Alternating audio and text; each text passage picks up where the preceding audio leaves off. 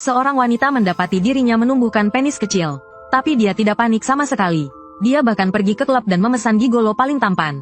Keesokan paginya, pria itu berpikir dia telah menghasilkan uang. Tapi dia tidak tahu bahwa orang yang menemaninya tadi malam sebenarnya adalah seorang otaku. Karena dia memiliki kemampuan untuk berganti kulit dan dapat berubah menjadi siapapun yang dia inginkan. Ini membebaskannya dari statusnya sebagai budak cinta dan mengalami hak istimewa yang hanya dimiliki pria tampan. Dia pikir dia hanya bisa dihargai dengan berganti kulit, sampai dia secara tidak sengaja bertemu dengan gadis tetangga. Dia sangat tertarik dengan penampilan imut gadis itu. Mereka mengobrol dengan gembira, tetapi ketika dia meminta informasi kontak gadis itu menolaknya, dengan alasan baru saja putus dengan pacarnya.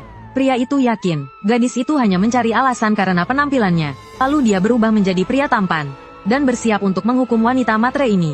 Tapi ketika dia mencoba mendekati gadis itu mengabaikannya. Tanpa diduga, penampilannya yang biasanya selalu berhasil tidak berpengaruh pada gadis ini. Saat itu, sebuah foto jatuh dari tas gadis itu.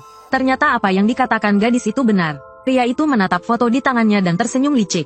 Keesokan harinya, dia berubah menjadi orang di foto itu dan muncul di hadapan gadis itu. Seperti yang diharapkan, mereka mengobrol dengan sangat akrab hingga matahari terbenam. Mereka berpisah dengan berat hati. Keesokan harinya, pria itu kembali ke taman. Saat melihat gadis itu, dia segera berlari menghampirinya. Tiba-tiba, sebutir peluru menembus dadanya. Pria itu jatuh ke tanah. Tiba-tiba banyak polisi muncul di sekitarnya. Ternyata pria itu adalah seorang pembunuh berantai, dan gadis itu adalah informan polisi. Namun, ceritanya belum berakhir. Keesokan paginya di sebuah apartemen, seorang wanita duduk telanjang di depan cermin, dengan senyum misterius di wajahnya. Detik berikutnya, kulitnya mengering dengan cepat, dan berubah menjadi penampilan buronan itu. Pria itu terlahir dengan dua kepala. Kepala kiri ahli dalam pekerjaannya, dan merupakan seorang workaholic terkenal. Sedangkan kepala kanan selalu ceria dan hanya pandai bersosialisasi. Namun, kedua kepala itu sangat akur. Setiap kali kepala kiri menyinggung rekan kerjanya, kepala kanan akan segera turun tangan untuk menyelamatkan situasi. Lagi pula, mereka berbagi tubuh yang sama.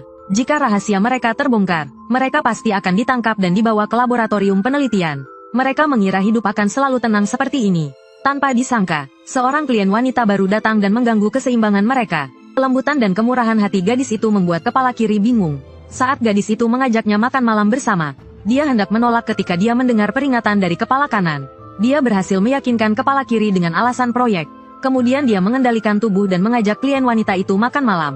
Meskipun sedikit terkejut, gadis itu dengan lembut menerimanya. Seperti yang diduga, mereka mengobrol dengan sangat akrab. Mereka baru berpisah larut malam dengan berat hati. Setelah sampai di rumah, otak kiri memperingatkannya bahwa kemampuannya buruk dan mudah mengacaukan segalanya. Otak kiri juga berkata bahwa selanjutnya dia harus menghadapi gadis itu sendirian. Tanpa disangka, otak kanan langsung mengerti isi hati gadis itu.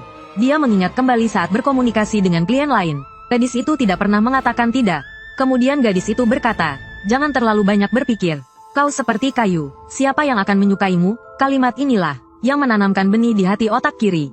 Keesokan harinya, gadis itu kembali menemui pria itu. Mereka berdua pergi berjalan-jalan di taman terdekat. Otak kiri mencoba bertanya kepada gadis itu, kepribadian mana yang lebih disukainya. Tanpa diduga, gadis itu langsung tersipu malu. Lalu dengan wajah memerah, dia mengatakan bahwa selama itu tulus. Dia menyukai semuanya. Setelah pulang ke rumah, kedua otak itu bertengkar hebat karena kejadian hari ini. Keduanya merasa kekurangan masing-masing, tidak pantas untuk bersama gadis itu. Pertengkaran mereka semakin hebat, bahkan sampai berkelahi. Saat berkelahi, mereka menyadari bagaimanapun juga, akhirnya mereka hanya akan sama-sama kalah. Untungnya, hari ini mereka berhenti berkelahi. Namun, ketika bangun keesokan paginya, wajah otak kiri telah dirusak. Melihat itu, otak kanan tersenyum licik dan memanfaatkan kesempatan untuk mengajak gadis itu keluar. Dengan rayuannya, dia hampir mencuri ciuman pertama gadis itu. Untungnya, pada saat kritis, otak kiri mendapatkan kembali kendali dan mencegahnya. Setelah kejadian ini, hubungan kedua otak itu benar-benar hancur. Bahkan saat tidur, mereka ingin saling membunuh. Saat itu, gadis itu mengirim pesan. Sebelum otak kiri sempat bereaksi, otak kanan langsung membalas pesan gadis itu. Ini gawat, jika gadis itu melihat kekacauan di rumah, kesannya pasti akan sangat buruk. Dia segera meminta izin pulang untuk membersihkan rumah. Saat dia sedang memikirkan cara untuk mengalahkan otak kanan, tiba-tiba wajahnya dipenuhi lepuhan. Ternyata, minuman yang baru saja diminumnya telah diracun oleh otak kanan. Lalu dia mengambil pisau dapur dan hendak menebas otak kiri. Saat itu, otak kiri menggigit lehernya mati-matian. Meskipun dia berhasil mengalahkan otak kiri, arteri di lehernya telah robek. Lalu dia jatuh tak berdaya ke lantai. Tiba-tiba terdengar suara aneh. Dia menatap otak kiri dengan tak percaya, dan mendapati dia sudah mati. Namun sedetik kemudian, suara itu terdengar lagi. Aku tidak seperti kalian, yang bisa menerima dua kepala dalam satu tubuh. Hasil sekarang, sepadan dengan racun yang kuteteskan selama berhari-hari. Saat itulah otak kanan baru menyadari, bahwa ada kepala lain di dalam tubuh ini. Sayangnya, sudah terlambat untuk mengatakan apapun. Saat pisau dapur diangkat, akhirnya sudah ditentukan. Pria itu hanya menggeser bilah kemajuan, dan langkah WeChat-nya bertambah 30.000. Langsung naik ke peringkat pertama daftar teman.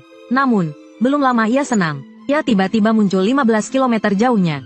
Ia mengeluarkan ponselnya dan memeriksa lokasinya, dan menemukan tidak ada rumah di dekatnya.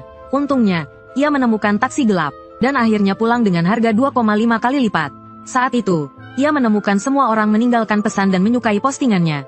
Semua ini karena postingan rekan prianya beberapa waktu lalu menarik perhatian banyak orang. Sebaliknya, ia seperti orang tak terlihat, tanpa popularitas sama sekali. Saat itulah, bos Si memintanya untuk mengirim dokumen penting ke tempat yang sangat jauh. Saat itu juga merupakan jam sibuk. Namun, pria itu tidak mendengarkan bosnya sama sekali, malah berteriak agar ia cepat untuk menyelesaikan tugas dari bosnya. Ia hampir berlari melintasi seluruh kota. Kesempatan ini membuatnya beruntung. Tidak hanya berhasil mencapai peringkat pertama, ia juga mendapatkan banyak like dan perhatian dari teman-temannya. Ternyata rasanya menyenangkan diperhatikan orang lain. Saat itu, ia memutuskan untuk mendominasi peringkat langka setiap hari. Selanjutnya, ia mulai terus berlari dan berolahraga. Namun, setelah 7 hari, ia kelelahan. Ia hanya mencapai peringkat ke-32 dengan 27.155 langkah. Bahkan Bibi Liu, tukang pijat, memiliki langkah lebih banyak darinya. Akhirnya, ia benar-benar tidak bisa berlari lagi.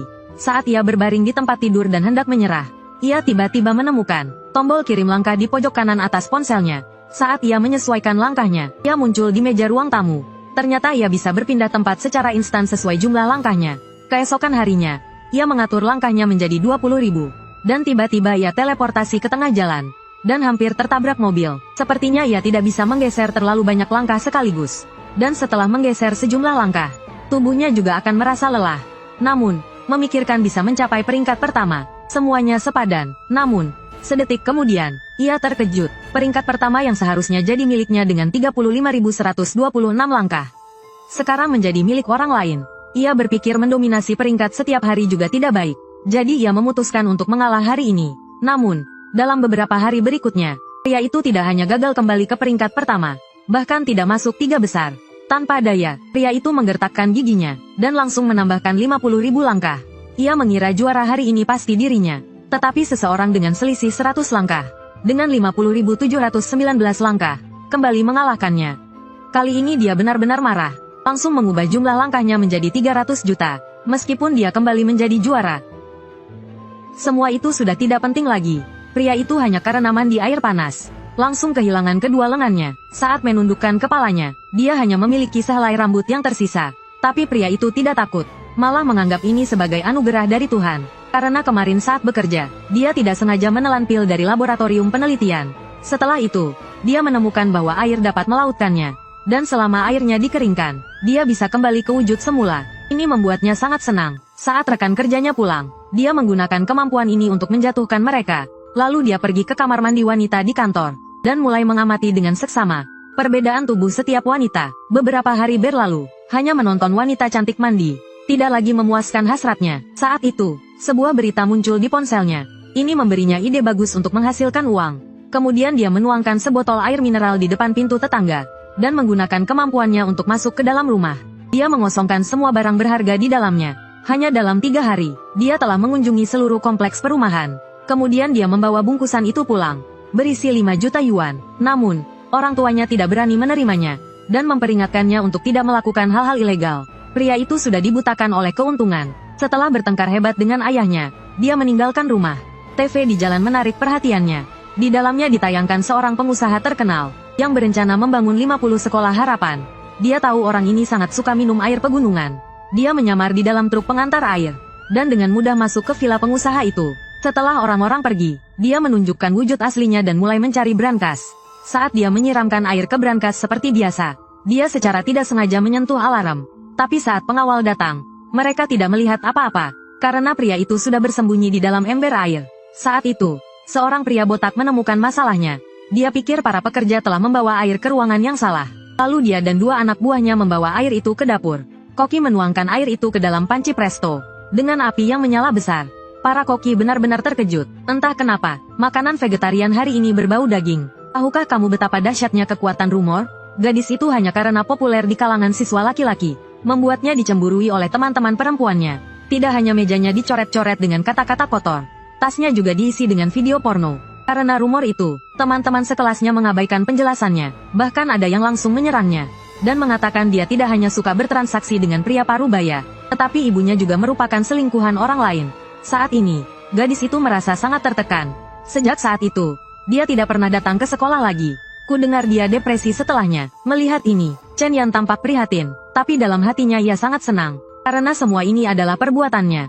Saat kuliah, Chen Yan bertemu dengan Wu Fan, pria paling populer di kampus. Agar bisa bersamanya, Chen Yan kembali menyebarkan gosip.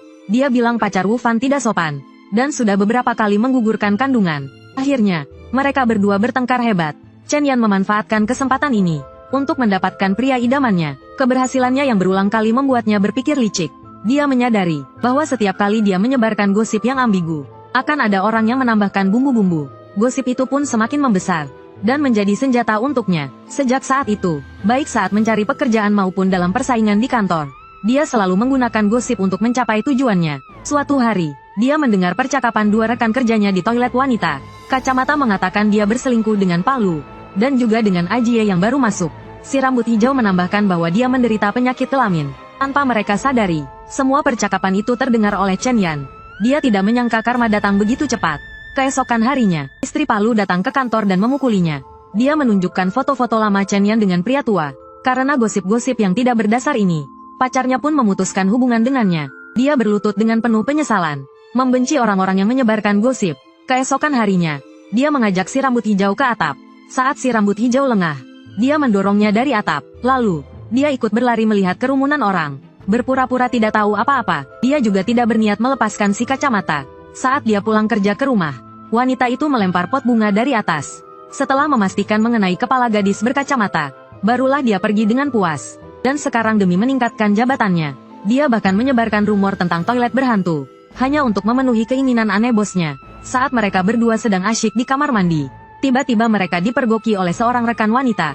Saat itu, terdengar suara desahan aneh dari bilik toilet, hampir saja membuatnya kencing di celana. Setelah bos selesai dengan puas, wanita itu masih bertanya tentang penilaian bos terhadapnya. Namun dia tidak tahu bahwa rumor tentang toilet berhantu itu benar. Detik berikutnya, tampak sepasang tangan besar perlahan muncul dari belakang. Mereka adalah saudara kembar, tapi sangat berbeda wajahnya. Adiknya cantik alami dan disukai banyak orang. Namun kakaknya karena terlalu jelek, semua orang membencinya. Saat dewasa, banyak pria mengejar adiknya. Sementara kakaknya dianggap aneh oleh para pria. Namun hubungan kakak beradik mereka sangat erat. Bahkan saat adiknya kencan, dia membawa kakaknya juga, dan ingin menjadi pacarnya. Ada satu syarat yang harus dipenuhi, yaitu, dia tidak boleh membiarkan kakaknya meninggalkannya, kapanpun itu. Pria itu, melihat betapa baiknya dia, langsung setuju. Tak lama kemudian, mereka resmi berpacaran. Ada yang terasa aneh saat mereka bersama, tapi pria itu tidak memperhatikan detail-detail kecil ini. Ketiganya kemudian menikah. 1 tahun berlalu begitu cepat. Berkat kerja kerasnya, pria itu kini memiliki banyak tabungan. Namun sang istri bertanya pada suaminya, apakah dia akan jijik jika istrinya menjadi jelek. Pria itu menghiburnya, mengatakan bahwa dia mencintai istrinya karena kepribadiannya, bukan penampilannya. Tiba-tiba, sang kakak muncul di ambang pintu di saat yang tidak tepat. Pria itu baru menyadari bahwa dia tidak pernah benar-benar sendirian dengan istrinya. Sang istri tidak tahan lagi dengan kehidupan seperti ini. Maka, dengan rencana yang matang, ketiganya pergi ke taman bermain. Dia ingin memanfaatkan kesempatan naik kereta gantung untuk berduaan dengan istrinya. Setelah kereta gantung mulai bergerak, pria itu menggaruk kepalanya dan mengatakan pada istrinya bahwa dia tidak bermaksud begitu. Tanpa diduga, sang istri tiba-tiba pingsan. Saat pria itu membawanya ke rumah sakit, sudah terlambat. Setelah mendengar kabar kematiannya, pria itu menangis terseduh-seduh. Dia tidak mengerti mengapa orang yang sehat bisa meninggal begitu saja. Sesampainya di rumah, pria itu memegang foto pernikahan mereka, mengenang istrinya. Tiba-tiba terdengar ketukan pintu yang keras. Saat dia membuka pintu, dia melihat istrinya yang sudah meninggal. Pria itu merasakan kehangatan tubuh istrinya, dan menangis terharu. Namun sedetik kemudian, dia melihat kakaknya dengan wajah muram. Meskipun aneh istrinya hidup kembali, Pria itu merasa bersyukur, bisa memeluknya lagi. Namun, pria itu menyadari sesuatu yang aneh. Entah sejak kapan, ada tali di belakang kepala istrinya. Penasaran, dia mengikuti tali itu, dan menemukan ujung lainnya dipegang oleh kakaknya. Rahasianya terbongkar. Sang kakak pun menceritakan semuanya. Ternyata beberapa tahun yang lalu, saat dia dan adiknya bersepeda di jalan raya, adiknya tidak sengaja jatuh dari tebing. Adiknya meninggal di tempat. Saat itulah, sang kakak menyadari dia bisa mengendalikan tubuh adiknya. Dia pun mengendalikan adiknya, membohongi orang tua mereka, dan semua orang di sekitar mereka. Pria itu tidak percaya dengan apa yang didengarnya. Patah hati, dia langsung menyalahkan kakaknya atas kematian istrinya. Dia lupa akan ucapannya dulu, bahwa dia mencintai istrinya karena kepribadiannya. Sedetik kemudian, pria itu jatuh pingsan. Ternyata, sang kakak telah mengendalikan tubuh adiknya. Untuk membela diri, dia tidak habis pikir, mungkinkah kebaikan hati kalah dengan kecantikan fisik?